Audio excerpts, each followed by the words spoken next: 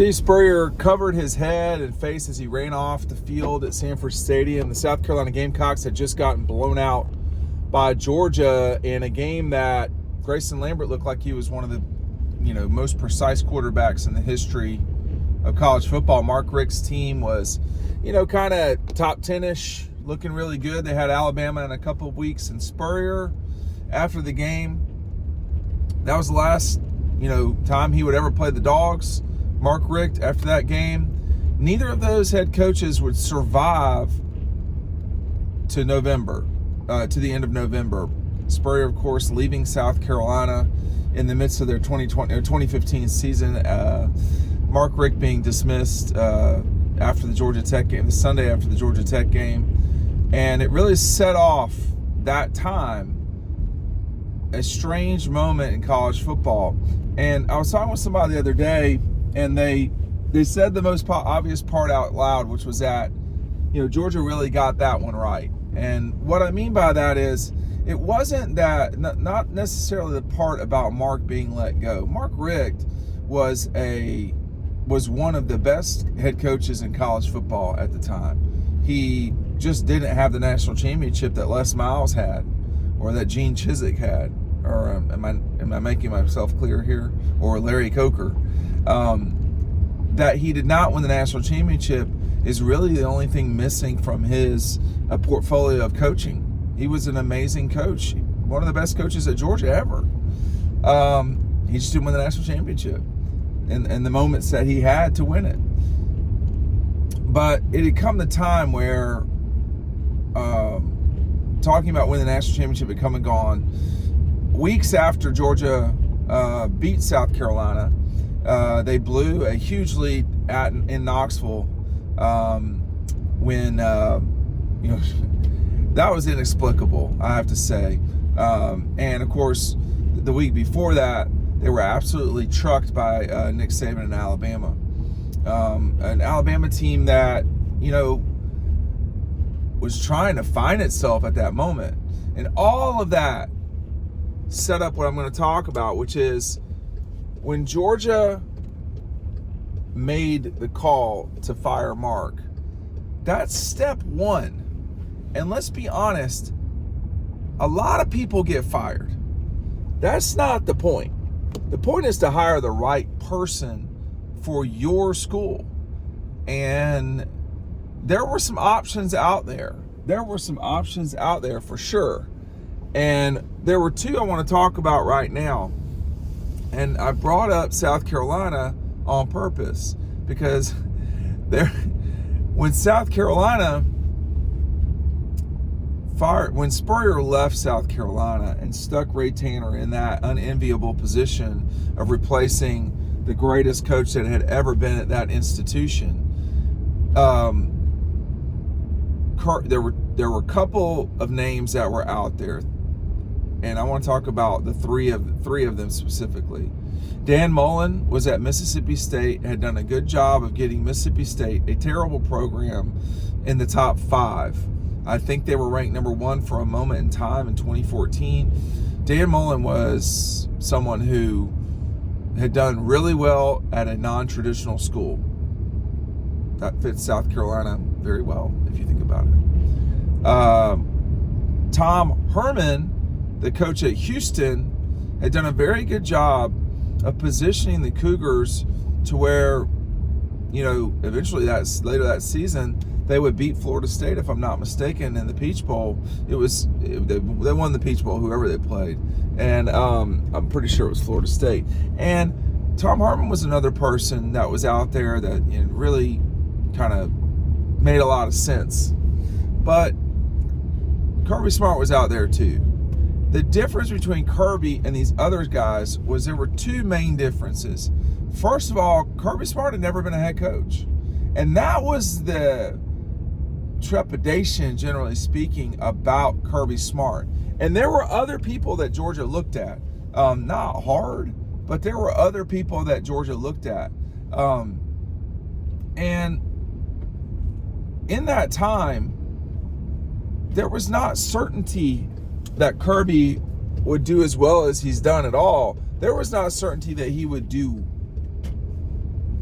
there was not certainty about him. He was an unproven head coach. Been superb recruiting on the as an assistant. He'd won the Boyles Award, so he'd been the top assistant in the country. All those things.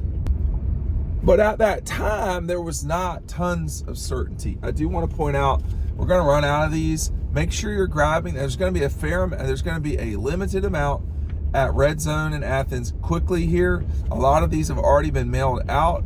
Make sure you're going down below to pick up your 2025 preview edition. There's not, I ordered what I ordered. We're going to run out of them. So if you have interest in them, I would order one sooner than later, okay? So in October, the challenge was that South Carolina did not have a head coach. Sean Elliott, who went on to be the head coach at Georgia State, took over Carolina, guided them as far as he could.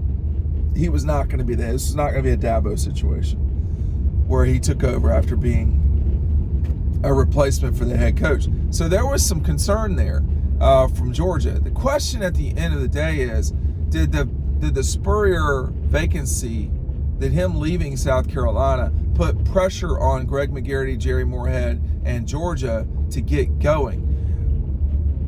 Mark was not going to get fired because of the loss to Alabama. He was probably not going to get fired because of Tennessee. The Tennessee loss was a bad loss. I mean, that shouldn't have happened. But those were sort of stacking up at that point. What got Mark Richt fired were two things. First of all, the conclusions of hiring Jerry Pruitt and Brian Schottenheimer were bad decisions. Brian Schottenheimer was not capable of being what he was hired to do at Georgia. He just wasn't good at being a collegiate assistant coach.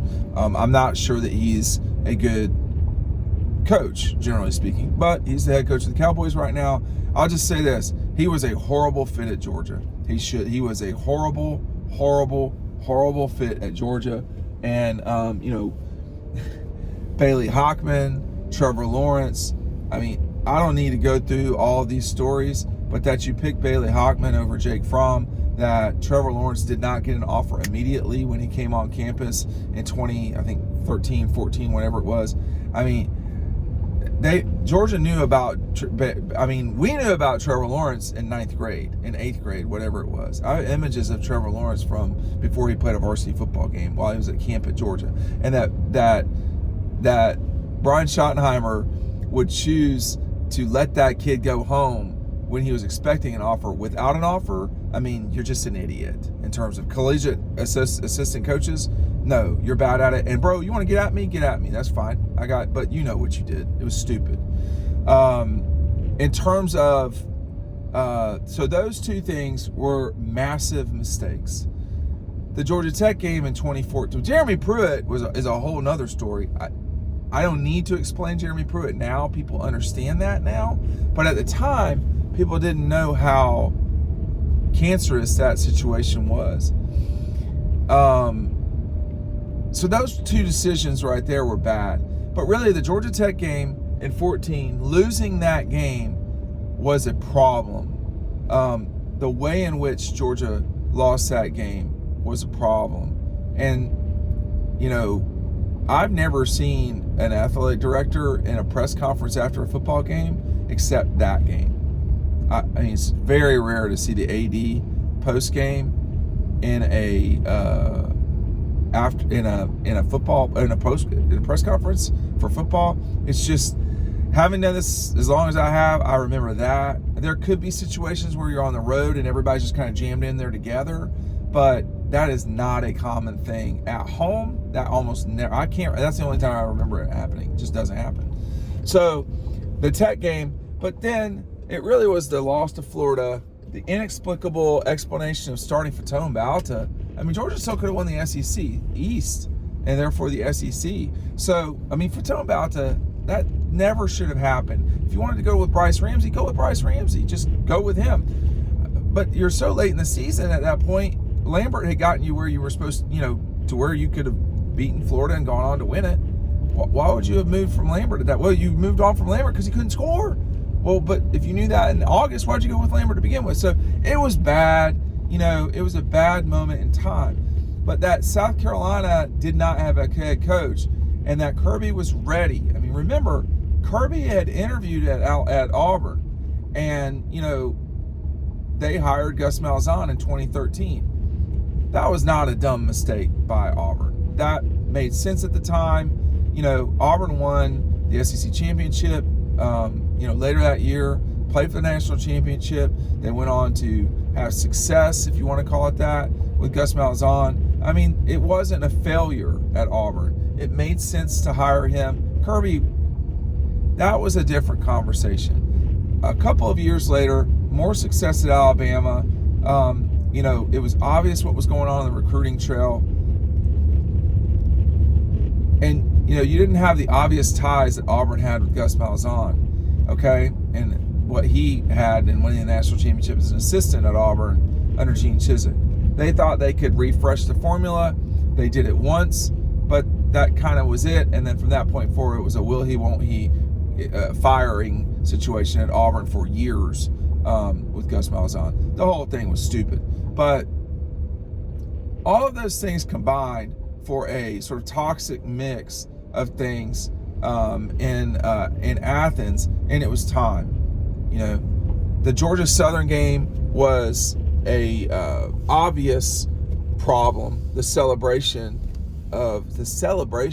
over Georgia Southern, like, that should not happen. You should not be going into overtime. They didn't lose at home to Georgia Southern like Florida did, but you can't have that reaction. And they did, and made for some great photographs. I'll tell you that right now. But at the end of the day, the call had to be made. And we're talking about Georgia here. I mean, what Mark Richt did was elevate Georgia in a huge way. Jim Donnan had elevated Georgia. And then Mark Richt took it to the next level. And Kirby has taken it to the level after that since. But it was not so obvious at the time. And I just remember talking to someone a little bit earlier this week saying they made the right call. And 10 years later, it's obvious it was the right call. I mean, Tom Herman, flamed out at Texas. He's gone. Texas has improved themselves with Sark. You think about, Dan Mullen at Georgia. It probably would have worked for a little bit. It would not have worked like this. And, I don't know who will have the job after Kirby. I don't get the impression that we're anywhere close to that being a conversation. But whenever that happens, whoever the athletic director is, there were a lot of big schools that made not great hires in the 2010 teens. I mean, when you think about Texas hiring Charlie Strong, then hiring Tom Herman, neither of those worked out clearly. You look at SC and what's gone on out there, it's been, I would say, one mistake after another. But that is typically what happens. It's typically a mistake.